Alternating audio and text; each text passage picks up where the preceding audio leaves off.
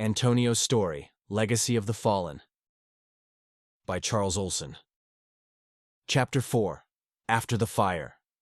The door slammed behind her like a gunshot, but the silence that followed was worse than all the yelling. Elvie stood outside the mansion, bare arms trembling in the thick Miami night. She fumbled in her purse for a cigarette she didn't even want, her fingers slick with sweat and adrenaline. Her ears still rang. Echoes of Tony's voice, distorted and raw, filled with accusation and cocaine-fueled rage. She hadn't told him. Couldn't.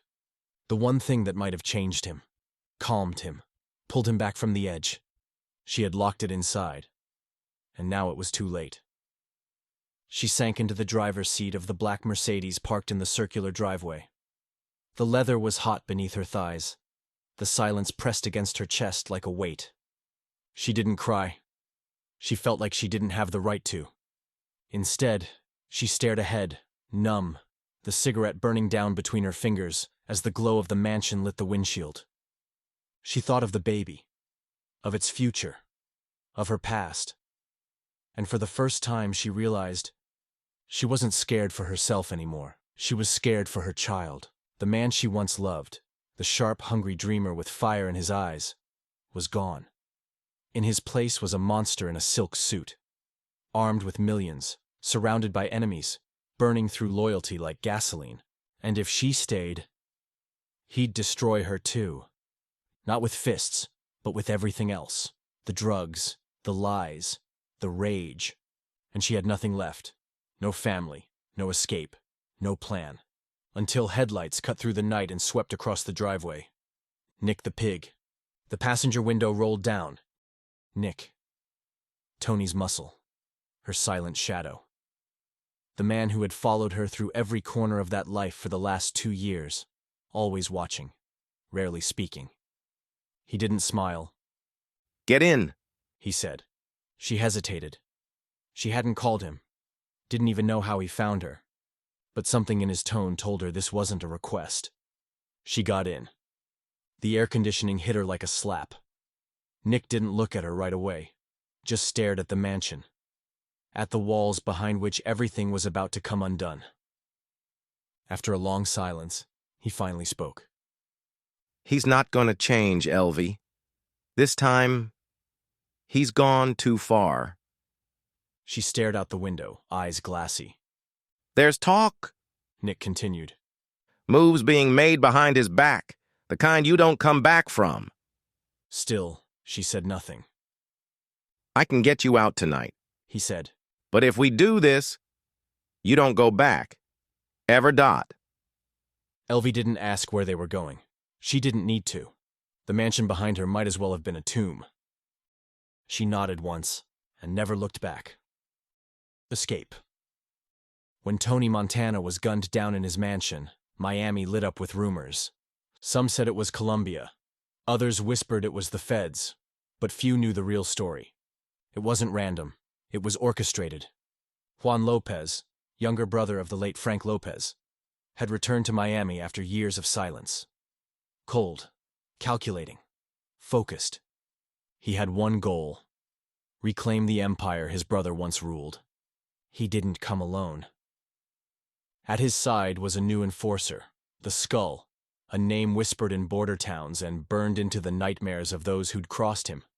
Merciless, efficient, addicted to violence. Together they built the firepower, recruited the men, planned the hit. But Elvie, she had been warned. It was Nick, Tony's longtime enforcer, her silent protector, who'd flipped. He saw what Tony had become, saw what was coming. At first, it was just business, a payout, a plan, a path out. But somewhere along the way, something changed. Guilt, regret, maybe even love. He couldn't stop the storm, but he tried to shield her from it. And when the bullets finally came, when the estate turned into a war zone and blood soaked the marble floors, Nick tried to turn back. He turned on the Skull, pulled his gun, tried to stop the carnage. He caught a bullet for it. He never made it out. But he did one thing right. He got Elvie out, and in doing so, he gave her a second chance. The Exile. The black Lincoln Town car glided up the polished marble drive of the Fontainebleau Hotel like a hearse with better taste. Its headlights swept across the gold-lit facade, catching the subtle flicker of the neon sign above. The air was thick and electric, that signature Miami heat, humid and unforgiving. The passenger door opened. Nick stepped out first. His dark suit clung to him in the humidity. The knot of his tie pulled just loose enough to hint at exhaustion. Sweat glistened on his brow. His eyes scanned the entrance, clocking the doorman, the valets, the sky. Then he moved around the car and opened the door for Elvie. She stepped out slowly, heels too high for the speed at which her life was unraveling. Her dress was wrinkled, her mascara was faded. Her hand clung to Nick's arm for balance, not out of weakness, but because everything beneath her felt like it might give out. In his other hand, Nick carried the briefcase. The lobby doors parted ahead of them. A doorman nodded, pretending not to notice the tension in their pace, the unspoken urgency beneath every step. Elvie didn't speak, neither did Nick. The lobby swallowed them whole, all gold fixtures and mirrored elevators and false calm. Elvie glanced up at the towering glass, the fountain, the Art Deco fixtures. It looked like safety. It wasn't home, but it wasn't the mansion either, and that was enough. The suite, room 1124. The elevator ride was quiet. Elvie leaned against the mirrored wall, one hand brushing her stomach, a gesture more instinct than thought. Nick watched her in the reflection, his expression unreadable. He looked like a man with 1,000 things to say, and no idea which one could make a difference. So he said nothing. When the doors opened, he led her down a plush, silent hallway and unlocked the door without hesitation. He'd already paid for the room, already arranged everything. Room 1124, dimensions clean, impersonal. A king-sized bed, a minibar, thick blackout curtains that swallowed the city whole. He set the briefcase on the bed, clicked the latches, opened it. Cash. A passport. Elvie stepped forward and stared at the name on the cover. Anna Garcia. Nick saw the look in her eyes. It's you now, He said simply. She didn't respond. She just nodded. The kind of nod you give when everything behind you has already burned down. He closed the briefcase gently and set it in her hands. Then, for the first time, his face softened. For one fleeting moment, they weren't survivors, weren't criminals, weren't fugitives. They were just people. He placed a hotel keycard on the nightstand. Stay low. Don't leave unless you have to. Elvie turned toward him. Her lips parted, like she might ask something. Maybe why? Maybe why are you helping me? Maybe do you regret it? But Nick didn't give her the chance. He nodded once, quiet, final, and walked out. Silence. The door clicked shut. The room fell still. The hum of the city existed only behind sealed windows, like another planet out of reach. Elvie stood there, motionless, the briefcase still in her hands. It wasn't noise that overwhelmed her. It was the lack of it.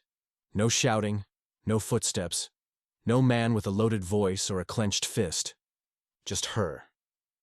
She sat on the edge of the bed, staring at the briefcase in her lap like it might detonate. The weight of it wasn't in the cash. It was in what it meant. Escape. Exile. Reinvention. Anna Garcia. The name echoed in her skull.